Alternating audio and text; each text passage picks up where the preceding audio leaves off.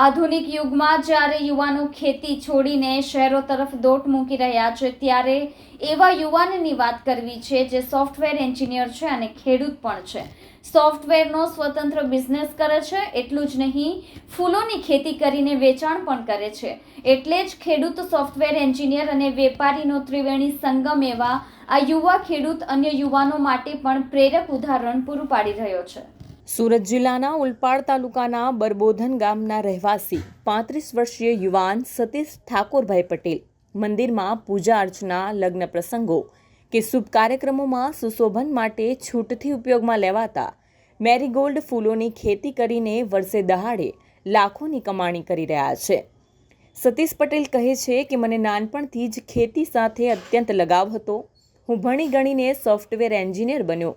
હાલ સુરત શહેરમાં 2 ઓફિસ સાથે સોફ્ટવેર ડેવલપમેન્ટનું કાર્ય સંભાળી રહ્યો છું.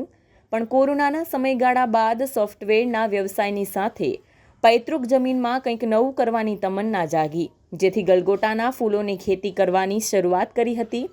ઓગસ્ટ 2024માં 3 એકરમાં પીળા અને નારંગી રંગના ગલગોટાનું વાવેતર કર્યું.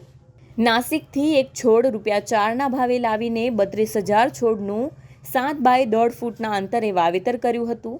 જેમાં શરૂઆતમાં છોડને પાણી આપવા માટે ડ્રીપ ઇરિગેશન અને ભેજ જળવાઈ રહે તે માટે મલ્ચિંગ પદ્ધતિ અપનાવી, જેમાં સરકાર દ્વારા મલ્ચિંગમાં ₹26,000 તથા મેરીગોલ્ડમાં ₹42,500 જેટલી સબસિડી પણ મળી છે.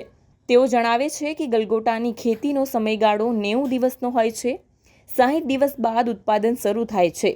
પણ હાલ મારા ખેતરમાં 105 દિવસ બાદ પણ ફૂલોનું ઉત્પાદન લઈ રહ્યો છું. દરરોજ 250 કિલોનું ઉત્પાદન મળી રહ્યું છે. સિઝન પ્રમાણે ભાવમાં વધઘટ જોવા મળી હતી, પણ સરેરાશ ભાવ 1 કિલો દીઠ ₹50નો ભાવ મળ્યો હોવાનું તેઓ જણાવે છે.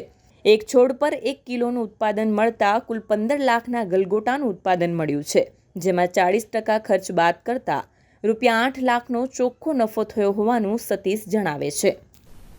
મારું નામ સતીશ કુમાર ઠાકોરભાઈ પટેલ, ગામ બરબોધન, તાલુકો ઓલપાડ, જિલ્લો સુરત. હું આ ગલગોટાની ખેતી છેલ્લા 4 વર્ષથી કરી રહ્યો છું. પહેલાં મેં એક ટ્રાયલ તરીકે ખાલી શોખ પૂરતી સ્ટાર્ટ કરી હતી અને ધીરે ધીરે મેં એને કોમર્શિયલાઇઝ કર્યું. બરાબર. હું ટોટલ 3 એકરમાં ગલગોટાની ખેતી કરું છું, જેમાં હું યલો અને ઓરેન્જ 2 કલરની વેરાયટીનું પ્લાન્ટેશન કરી રહ્યો છું. 3 એકરમાં ટોટલ 30,000 થી 32,000 જેવા પ્લાન્ટનું પ્લાન્ટેશન મેં આ વર્ષે કર્યું હતું. અને સાથે પ્લાન્ટેશનની સાથે મલ્ચિંગ, ડ્રીપ એ બધાનો ઉપયોગ કરીને મેં એકદમ અદ્યતન ટેકનોલોજીની સાથે જ મેં આ બધી ખેતી કરી છે.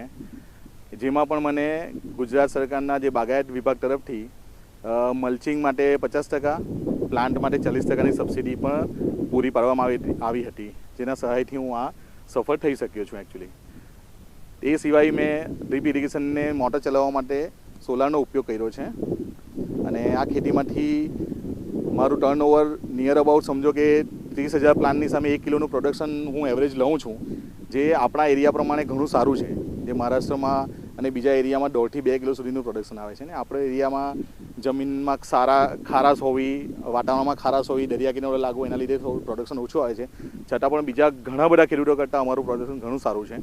તો એ પ્રમાણે 30,000 પ્લાન્ટની એવરેજ 1 કિલો પ્રમાણે ગણો તો 30,000ના પ્રોડક્શન અને એવરેજ 1 કિલોનો આખા વર્ષની એવરેજ ₹50 ભાવ ગણો તો 14 થી 15 લાખ રૂપિયાનું ટોટલ ટર્નઓવર મારું છે.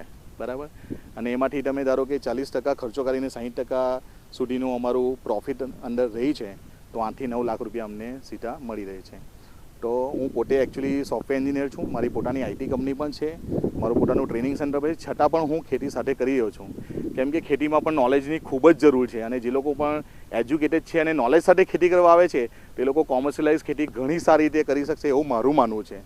તો હું દરેક યુવાનને પણ અપીલ કરું છું કે એ લોકોએ ખરેખર દિલથી ખેતીમાં પણ જોડાવવું જોઈએ, એને કોમર્શિયલાઇઝ કરીને ખેતી કરવી જોઈએ. તો તમને બીજા ઘણા બધા ધંધાઓ કરતાં પણ ઘણો સારો અંદરથી પ્રોફિટ મળી શકે છે. બસ એટલું જ મારું કહેવું છે. અને યુવાનોને ખાસ વિનંતી છે કે ખેતી સાથે જોડાઓ અને આગળ વધો.